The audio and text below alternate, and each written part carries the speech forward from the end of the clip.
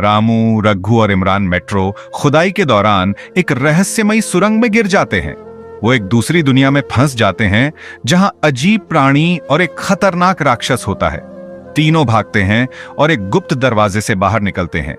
लेकिन सवाल यह है, क्या वो सच में बच गए या अब असली खतरा शुरू होने वाला है? देखो आगे क्या होता है। अभी वे तीनों जमीन पर पड़े ही थे, धूल और पसीने में लथपथ, कि चारों ओर एक अजीब सी शांति छा गई।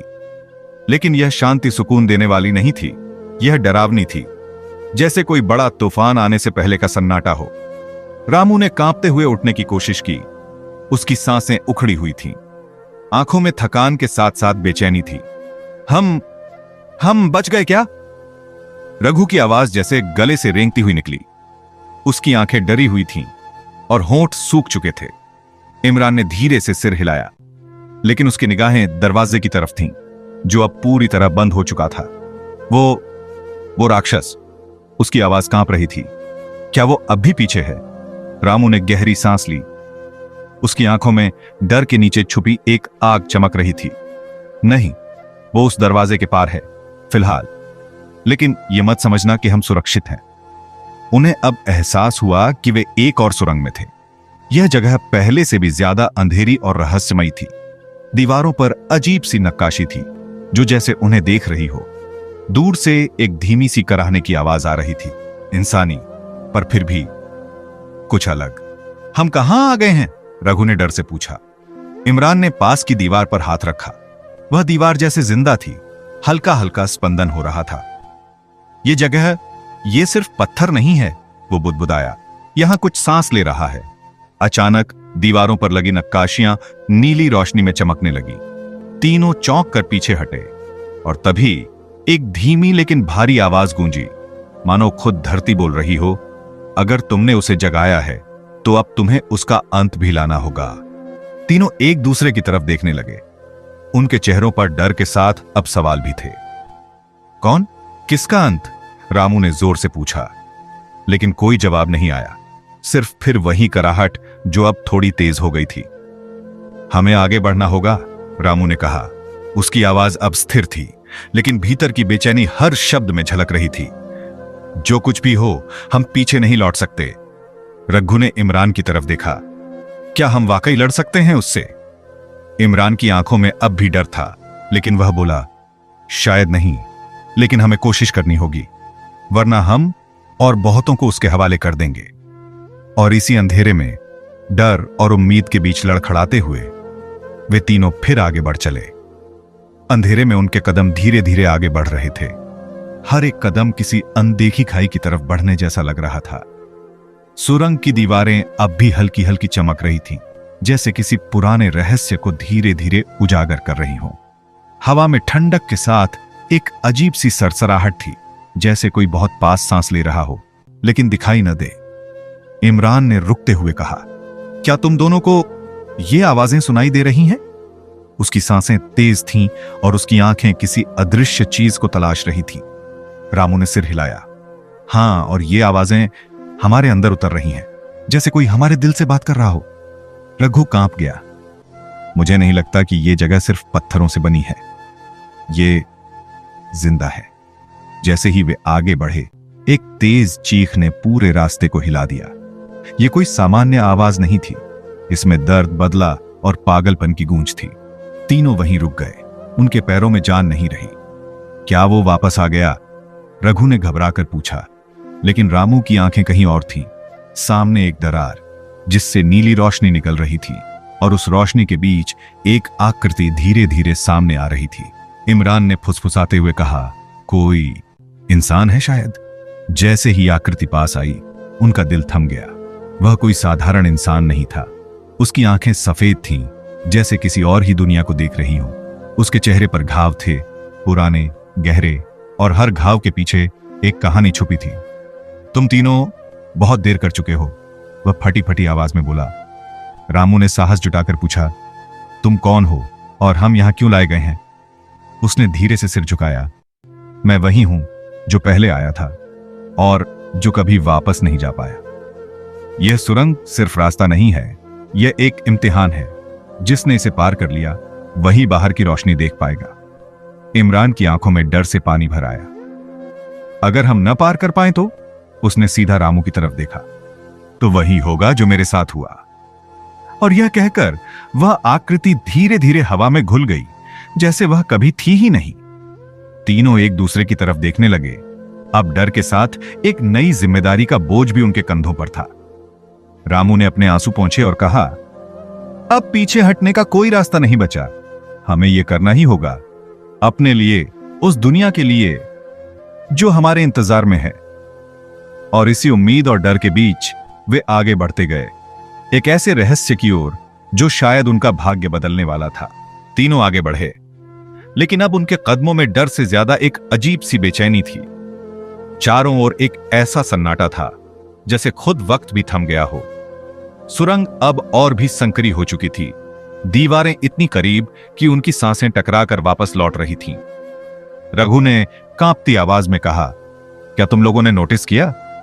यहां की हवा भारी होती जा रही है, जैसे कोई हमें दबा रहा हो। इमरान की आंखों में खामोश आंसू तैर रहे थे। मुझे ऐसा लग रहा है जैसे कोई मेरी यादों को खींच रहा है। मां की आवाज, बचपन का घर, सब कुछ धुंधला होता जा रहा है। रामू ने दोनों को रोका और गहरी सांस ली। उसकी आंखों में आंसू थे, लेकिन उसके चेहरे पर हिम्मत की एक परत थी। यह सुरंग हमें तोड़ना चाहती है, हमारे अंदर की हर भावना को निगल लेना चाहती है, लेकिन हम टूटेंगे नहीं। जैसे ही वे आगे बढ़े, अचानक जमीन कांपने लगी। एक दरार उनके सामने खुली और उससे तेज लपटें निकलने लगी। उनके सामने एक विशाल पत्थर का दरवाजा था, जिस पर खून से लिखे शब्द चमक रहे थे। सच्चाई का सामना वही कर सकता है जो अपने सबसे गहरे डर को पहचान ले। इमरान ने कांपते हुए कहा, मैं अंदर नहीं जा सकता। यह दरवाजा, यह मुझे मेरी सबसे बड़ी गलती याद दिला रहा है। रामू ने उसका कंधा पकड़ा। इमरान, यह दरवाजा ताला नहीं है, यह आईना है। यह हमें वो दिखा रहा है जो हम खुद से भी छिपाते हैं। रघु अब चुप था। उसकी आंखें झील की तरह गहरी हो गई थीं। मुझे मेरे भाई की मौत का वो दिन याद आ रहा है। मैं भाग गया था, मदद नहीं कर पाया था। आज फिर मैं डर रहा हूं। रामू ने उनके सामने खड़ा होकर कहा, हम सब टूटी हुई कहानियां हैं, लेकिन यही कहानियां हमें मजबूत बनाती हैं। अगर हम पीछे हटे तो सब खत्म हो जाएगा। एक पल की खामोशी के बाद तीनों ने हाथ पकड़े और उस दरवाजे को पार किया। भीतर घना अंधकार था, लेकिन उसी अंधकार में एक उजाला भी था, एक धीमी नीली लौ जो एक पत्थर के मंच पर जल रही थी। तभी एक भयानक चीख गूंजी, इतनी डरावनी कि खुद जमीन कांप उठी। तुम लोग अब लौट नहीं सकते। एक डरावनी गूंजती हुई आवाज उनके चारों ओर फैल गई। इमरान ने कांपती सांस में कहा, ये वही है, वही राक्षस। वो जानता है कि हम करीब हैं, बहुत करीब। रामू की आंखों में आग जलने लगी।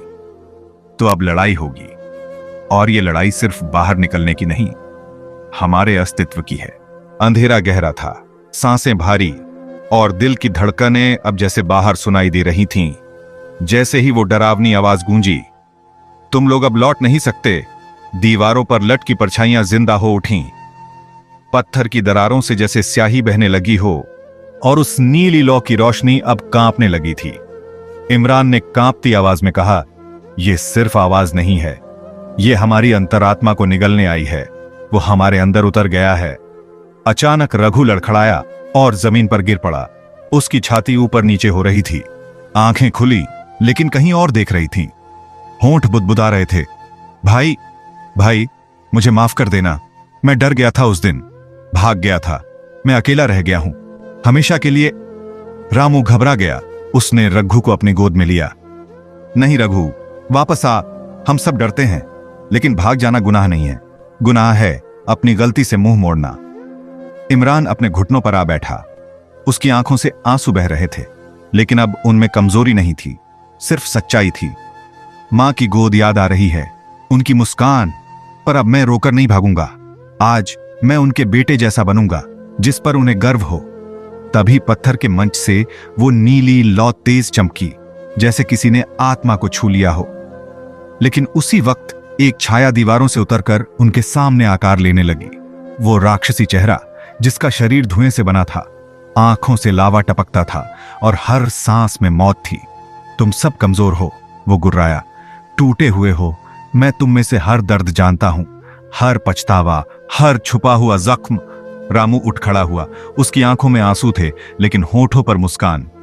हां, हम टूटे हैं, लेकिन तू नहीं जानता, टूटे हुए लोग जब उठते हैं तो फिर कभी झुकते नहीं। रामू ने अपना हाथ नीली लौ में डाला। एक पल को लगा जैसे वक्त थम गया हो। उसकी हथेली से रोशनी निकलने लगी, लेकिन ये रोशनी सिर्फ उजाला नहीं थी, ये यादें थीं, प्रेम था, विश्वास था, और सबसे ऊपर स्वीकार था। इमरान और रघु ने भी अपने हाथ उस आग में डाले। तीनों अब चमक रहे थे। उनके चारों ओर एक चमकदार आभा बन गई थी। राक्षस दहाड़ा। उसके पीछे की दीवारें चटकने लगी। नहीं, तुम मेरे नहीं हो सकते, तुम मेरी दुनिया के नहीं हो, रामू ने गरजती आवाज में कहा। हमने अपने डर को पहचान लिया है, अब तू हमें छू भी नहीं सकता। फिर जैसे उनकी आत्माओं से निकली रोशनी ने उस राक्षस को घेर लिया। वो तड़पने लगा, चीखता रहा, लेकिन रोशनी और सच्चाई से कोई अंधेरा जीत नहीं सकता। एक जोरदार विस्फोट हुआ, अंधेरा भस्म हो गया। गुफा अब रोशनी से भर गई थी। हर दीवार से नीली लौ का नृत्य हो रहा था, लेकिन अब डर नहीं था, अब सिर्फ शांति थी। तीनों दोस्त अब चुपचाप खड़े थे। सूरज की पहली किरण उस टूटे हुए गुफा के मुंह से अंदर आ रही थी। रघु की आंखों में आंसू थे, लेकिन मुस्कान भी। उसने इमरान की ओर देखा। मेरे भाई को मैंने खो दिया, लेकिन आज मैंने खुद को पा लिया। इमरान ने उसका हाथ थामा, और मुझे मां का जवाब मिल गया जब उन्होंने कहा था, डर से लड़ो बेटा, क्योंकि वहीं से तुम्हारी कहानी शुरू होती है। रामू पीछे मुड़ा और उस नीली लौ को अंतिम बार देखा। वो सिर्फ आग नहीं थी, वो हमारी आत्मा थी। और अब हम जान चुके हैं, जब तक हम सच्चे हैं, कोई राक्षस हमारा कुछ नहीं बिगाड़ सकता। वे तीनों बाहर निकले, टूटे, थके, मगर अब पूरे इंसान थे। हर जख्म अब पहचान था, हर आंसू अब ताकत थी, और हर डर अब इतिहास बन चुका था। समाप्त, लेकिन दिलों में अमिट। अगर यह वीडियो आपको पसंद आया हो तो इसे लाइक करें और चैनल को सब्सक्राइब जरूर करें। आपकी एक छोटी सी सपोर्ट हमें और भी दमदार और दिलचस्प कहानियां लाने के लिए प्रेरित करती है।